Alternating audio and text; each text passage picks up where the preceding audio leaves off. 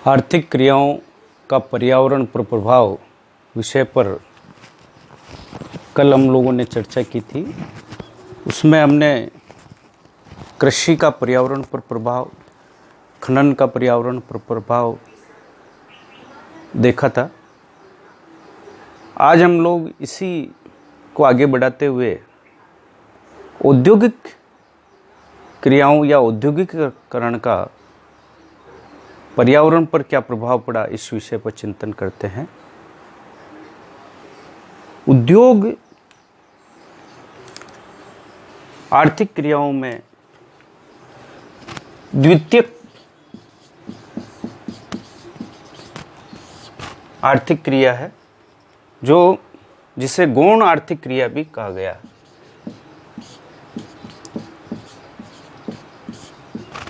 गौण आर्थिक क्रिया में प्राथमिक उत्पादन से प्राप्त पदार्थों को परिष्कृत, उनका रूप परिवर्तित कर और उनको साफ करके उनके मूल्य में वृद्धि की जाती है। उस क्रिया को उद्योग कहा जाता है। उद्योग कुटीर उद्योग, लघु उद्योग, मध्यम उद्योग, घरेलू उद्योग,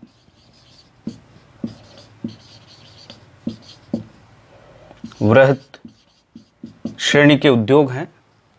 इन उद्योगों के द्वारा मानव अनेक प्रकार की वस्तुएं प्राप्त करता है। औद्योगिकीकरण का पर्यावरण पर गहरा प्रभाव है। इनमें सबसे पहला जो प्रभाव हमें दृष्टिगोचर होता है वो है वनों का विनाश। वन या प्राकृतिक वनस्पति किसी भी उद्योग की स्थापना के लिए हमें समतल एवं पर्याप्त धरातल की आवश्यकता होती है। क्योंकि उद्योग के स्थापना के लिए समतल धरातल को प्राप्त करने के लिए वहाँ जो प्राकृतिक वनस्पति है उस वनस्पति को काटा जाता है और उस काटने के बाद में उसे साफ करके वहाँ औद्योगिक इकाई की स्थापना की जाती है। स्थल की प्राप्ति,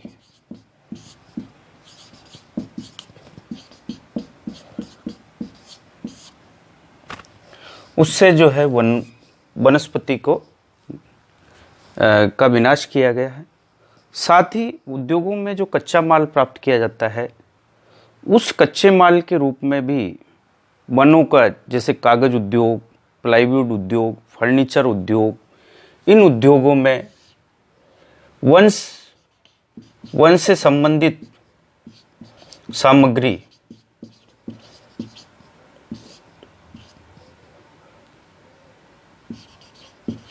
का उपयोग किया जाता है, लकड़ी का उपयोग किया जाता है और ये इन वनों से प्राप्त कच्चा माल इसके लिए काम में लिया जाता है, जिसके कारण से वन की लकड़ी को काटा जाता है, वनों का विनाश होता है और उस वन के विनाश के कारण से प्राकृतिक असंतुलन पैदा होता है। साथ ही हम देखते हैं कि वनों के लिए अत्यधिक मात्रा में जल की आवश्यकता होती है और उस अत्यधिक जल दोहन के कारण से, अत्यधिक जल के दोहन के कारण से जिस क्षेत्र में औद्योगिक इकाई की स्थापना की गई है उस क्षेत्र में भूमिगत जल और सतही जल का संकट पैदा हो जाता है, या जो जल उपलब्ध है वो जल में प्रदूषित पदार्थ मिलने के कारण से दूषित हो जाता है, जिसके कारण से उस क्षेत्र में जल संकट पैदा हो जाता है। साथ ही हम देख रहे हैं कि नगरीकरण और औद्योगिकीकरण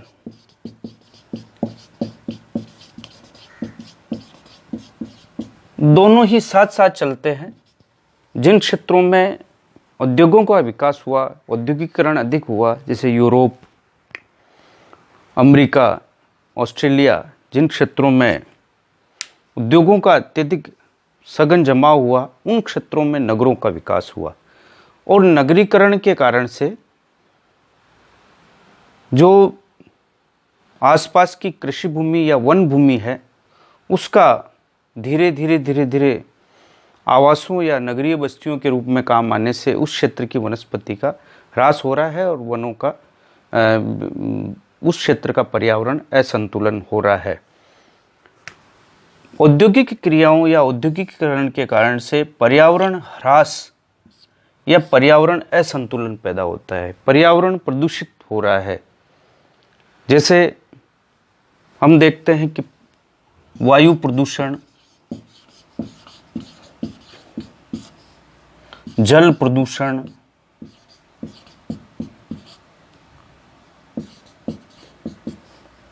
रासायनिक प्रदूषण,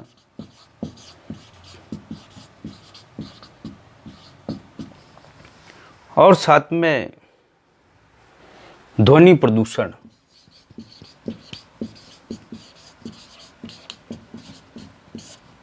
ध्वनि का जो प्रदूषण है वो भी औद्योगिकीकरण के साथ साथ इसका जन्म हो रहा है।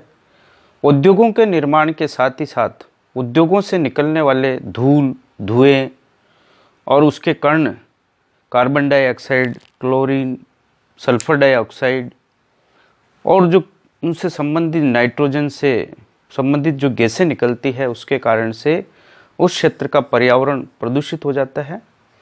और कई कई क्षेत्रों में इतना अधिक प्रदूषण बढ़ जाता है कि वहाँ अम्लीय वर्षा और उस क्षेत्र का जो है तापमान में बेतहाशा वृद्धि हो जाती है।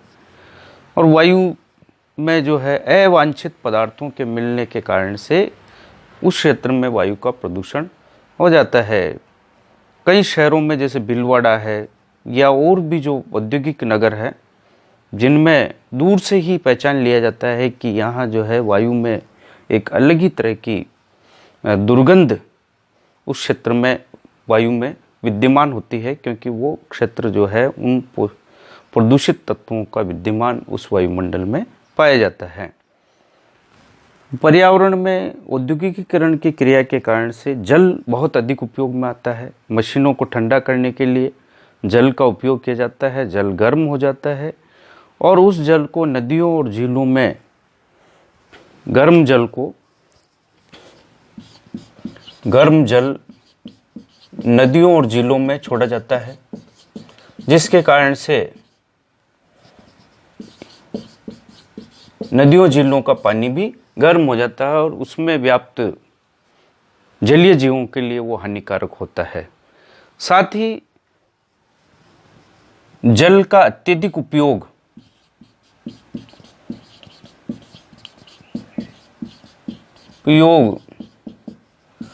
एवं उसमें रासायनिक पदार्थों के मिलने, उस रासायनिक पदार्थों से युक्त जल को बिना उपचारित किए हुए नदियों, झीलों एवं खुले में छोड़ दिया जाता है, जिसके कारण से वो झीलें और नदियाँ प्रदूषित हो जाती है। कई कई महासागर, नदियों के द्वारा महासागरों तक वो पानी प्रदूषित पानी पहुंचता है। उसके कारण से महासागर भी धीरे धीरे प्रदूषित हो रहे हैं, जिनके कारण से जो जलीय जीव है उनका जीवन खतरे में पड़ रहा है, संकट में पड़ रहा है। साथ ही हम देखते हैं कि जल जो है को खुले में छोड़ने या नदियों, झीलों के द्वारा धीरे धीरे पानी धरातल के भूगर्भ में रिसता है और उसके कारण से भूमिगत जल भी उस क्षेत्र का प्रदूषित हो जाता है। रासायनिक प्रदूषण, उद्योगों से निकलने वाले रसायनों के कारण से रासायनिक प्रदूषण होता है। रसायन को जब नदियों, झीलों या खुले में छोड़ने पर वो रसायन मिट्टी में मिल जाते हैं और उस क्षेत्र की मिट्टी को प्रदूषित कर उसे बंजर एवं ऊसर कर देते हैं। उस क्षेत्र में वनस्पति जो है आगे नहीं उग पाती है। ध्वनि प्रदूषण, कारखानों में जो मशीनें चलती है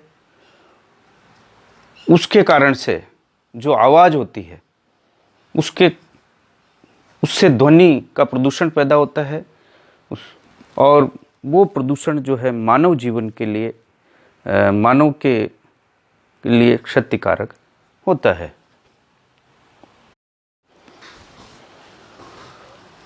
औद्योगिक क्रिया से होने वाले वायु प्रदूषण में अलग अलग उद्योगों के द्वारा अलग अलग तरह के पदार्थों का उत्सर्जन किया जाता है जिनसे वायु का प्रदूषण होता है। उद्योगों से तीन प्रकार के पदार्थ निकलते हैं जिनसे वायु प्रदूषित होती है। पहला है कण,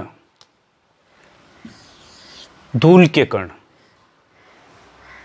उद्योगों में उपयोग आने वाला जो पदार्थ है उसको बहुत अधिक उसके ट्रांसपोर्टेशन में, उसके उपयोग में और उसको जो है संशोधित करने की प्रक्रिया के द्वारा कई प्रकार के कण उत्पन्न होते हैं और उनसे जो है वायुमंडल प्रदूषित होती है। हम देख रहे हैं कि लोहे के मिश्रण के जो संयंत्र हैं उनमें जो धात्विक कण निकलते हैं वो वायुमंडल में मिलते हैं और उसको प्रदूषित करते हैं।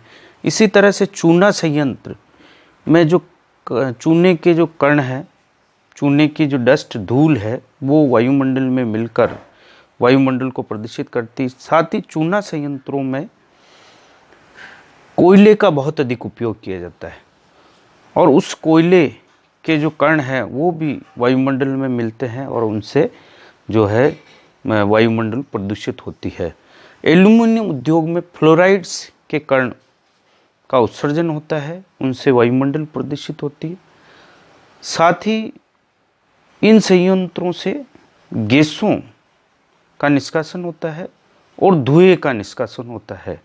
उससे भी चूना उद्योग में जब कोयला जलाया जाता है तो उससे कार्बन डाइऑक्साइड, कार्बन मोनोऑक्साइड और जैसी गैसें निकलती है उनसे जो है वायुमंडल प्रदूषित होती है।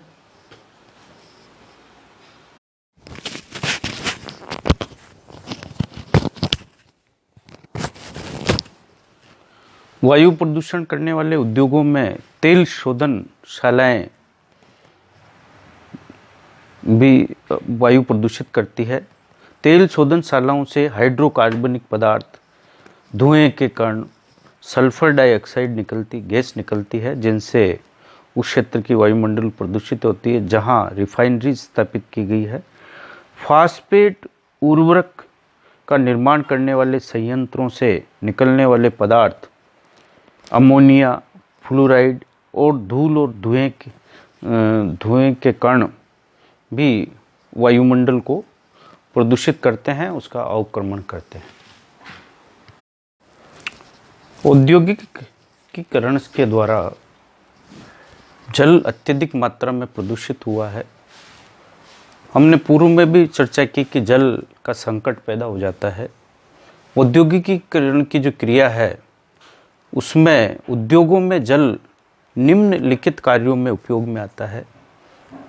मशीनें जो गर्म हो जाती हैं उनको ठंडा करने के लिए जल का उपयोग किया जाता है और उसके कारण से जल गर्म हो जाता है।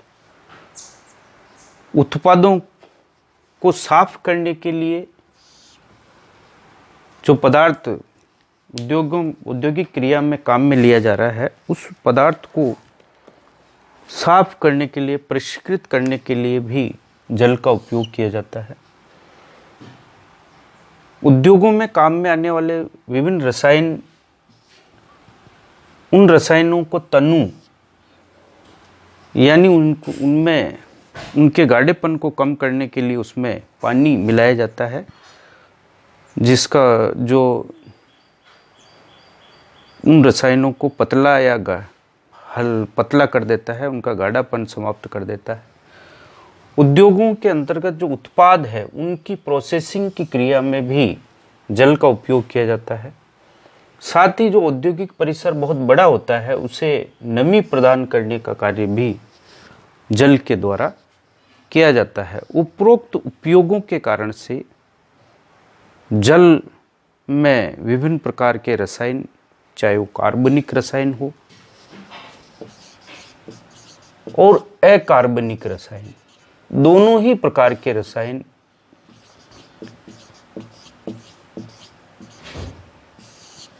जल में घुलनशील हो जाते हैं।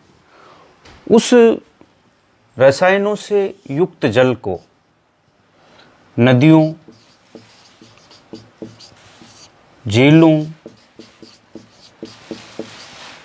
या खुले में प्रवाहित किया जाता है और उसके प्रवाह के कारण से नदी, झील और जिन क्षेत्रों में खुले में वो प्रवाहित किया जाता है वो क्षेत्र प्रदूषित हो जाता है।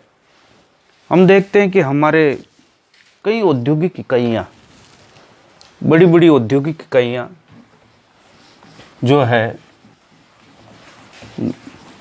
मानव की आर्थिक क्रियाओं का एक भाग है। उनसे निकलने वाले जैसे चीनी उद्योग,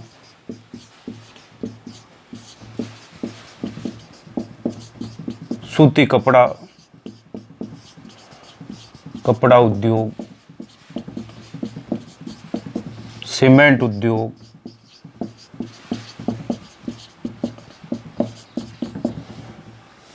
कागज उद्योग,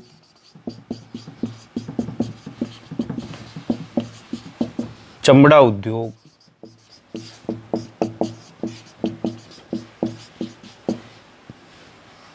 ये बड़ी बड़ी धात्विक उद्योग जैसे लौह इस्पात उद्योग, एल्यूमिनियम उद्योग, पीतल और तांबे के बर्तन बनाने वाले उद्योग, ये सारे उद्योग जो हैं, इन उद्योगों में चमड़ा उद्योग, कानपुर चमड़ा उद्योग के लिए प्रसिद्ध है। उस चमड़ा उद्योग की जो छोटी छोटी बड़ी जो फैक्ट्रियां हैं, उनसे निकलने वाले रसायनों के कारण से गंगा नदी प्रदूषित हो रही है। गंगा में उसका जल प्रवाहित किया जाता है। चीनी और सूती कपड़ा उद्योग बालोतरा के पास में पाली में जो है, इसके जो लूनी नदी और उसकी सहायक नदियाँ इससे प्रदूषित हो गई है। दामोदर नदी और भी बड़ी बड़ी नदियाँ जिनके किनारे पर औद्योगिक इकाइयाँ स्थापित है, उनमें इन उद्योगों से निकलने वाला जो प्रदूषित जल है वो मिलता है और उसके कारण से उस झील, तालाब, नदी या महासागरीय क्षेत्र का जल का स्वरूप में परिवर्तित हो जाता है, जो जलीय जीवों के लिए हानिकारक है।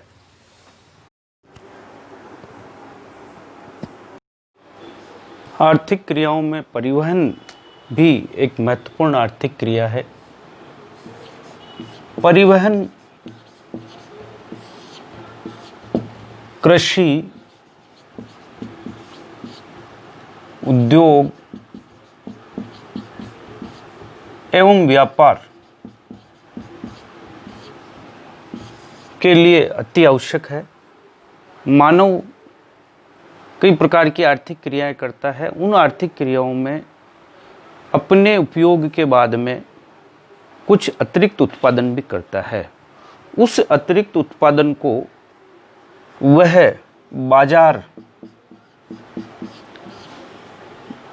में बेचता है और बाजार तक पहुंचाने के लिए प्राचीन काल से ही अनेक प्रकार के परिवहन के साधनों का उपयोग किया जाता है।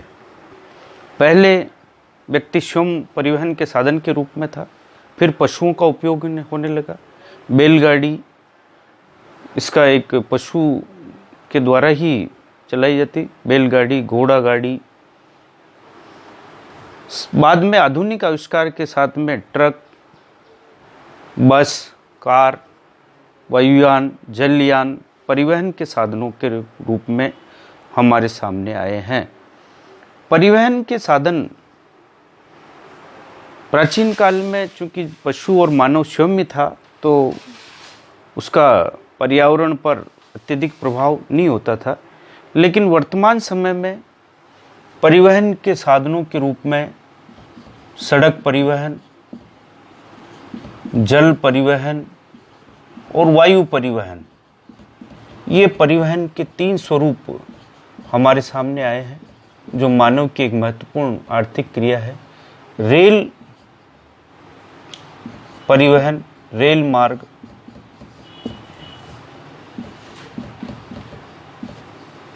मानव इन साधनों के द्वारा परिवहन की क्रिया करता है। सड़क मार्ग के द्वारा, जल मार्ग के द्वारा, वायु मार्ग के द्वारा और रेल मार्ग के द्वारा। रोपवे भी परिवहन का एक साधन है। इन परिवहन के साधनों में हम देखते हैं कि जो परिवहन का कार्य करता है, चाहे सड़क पर बस, ट्रक, कार, स्कूटर, मोटरसाइकिल, इनका उपयोग हम लोग करते हैं। बस सवारी का परिवहन करती है, ट्रक माल का परिवहन करती है, स्कूटर, कार, ये सड़क मार्ग पर उपयोग में आते हैं। जल मार्ग में जलयान, जल के जो जहाज, वो काम में आते हैं। वायुयान और रेल गाड़ी, रोपवे में इलेक्ट्रिक से जो रोप काम में आते हैं। इन सभी साधनों में ऊर्जा के संसाधन के रूप में कोयला, पेट्रोलियम और प्राकृतिक गैस का उपयोग किया जाता है। ये साधन इन साधनों के द्वारा, इन ऊर्जा के साधनों के द्वारा संचालित होते हैं, चाहे खनिज तेल हो जिसमें पेट्रोल, डीजल, प्राकृतिक गैस, एलपीजी, और कोयला जो है इसके शक्ति के साधन के रूप में काम में आ रहा है। हम देखते हैं कि कोयला, पेट्रोल, डीजल, प्राकृतिक गैस, इन शक्ति के संसाधनों के जलने से कुछ प्रदूषक तत्वों का, जो प्रदूषित पदार्थ है, उनका जन्म होता है। जैसे कार्बन डाइऑक्साइड,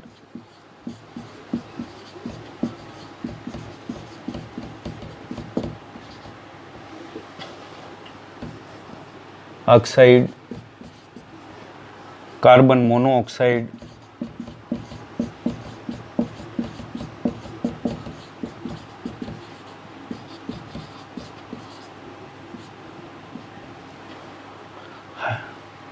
सल्फर डाइऑक्साइड,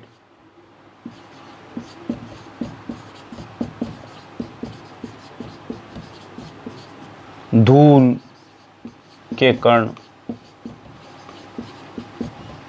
धुआं,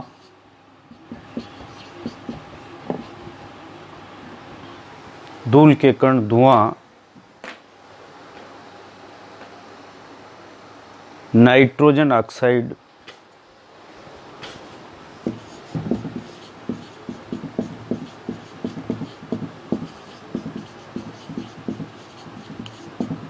ये कुछ कार्बनिक और अकार्बनिक गैसें इससे निकलती है। Nitrogen oxide, carbon monoxide, sulphur dioxide, धूल के कण, धुएं, इनके कारण से वायुमंडल प्रदूषित होती है। साथ ही परिवहन के लिए हमें मार्ग बनाने पड़ते हैं, चाहे रेल मार्ग, सड़क मार्ग,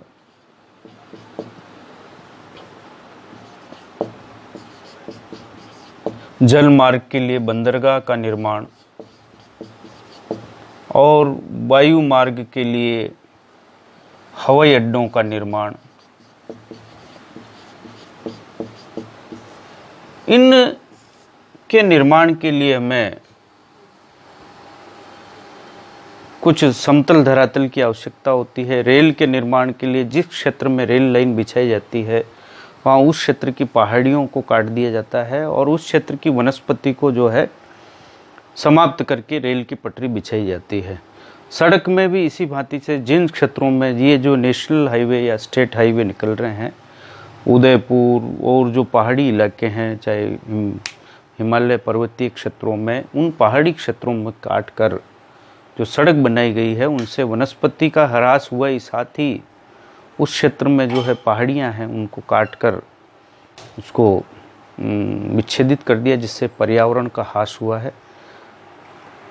बंदरगाहों के निर्माण के लिए भी हमें बहुत अधिक मात्रा में भूमि की आवश्यकता होती है। उस क्षेत्र की वनस्पति को हमने नष्ट कर दिया है।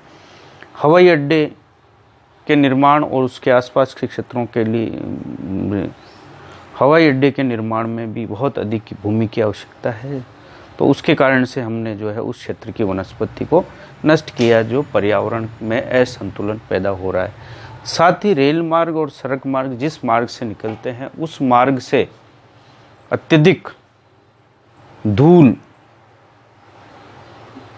उड़ती है, जो वायुमंडल में जाकर वायु को प्रदूषित करती है। जब एरोप्लेन धरातल पे उतरता है तो उसके कारण से वो हेलीकॉप्टर, एरोप्लेन जब उतरते हैं तो आसपास की धूल उड़ती है और वो धूल के कण वायुमंडल में पहुंचते हैं। साथ ही हम देखते हैं कि जो जल मार्ग से जो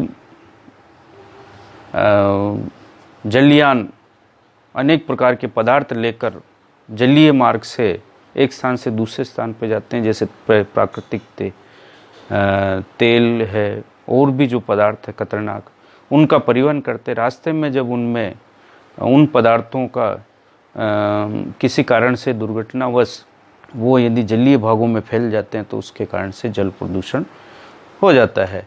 इस तरह से परिवहन के मार्गों, परिवहन के साधनों के द्वारा भी पर्यावरण का अवक्रमण हो रहा है, पर्यावरण ह्रास हो रहा है।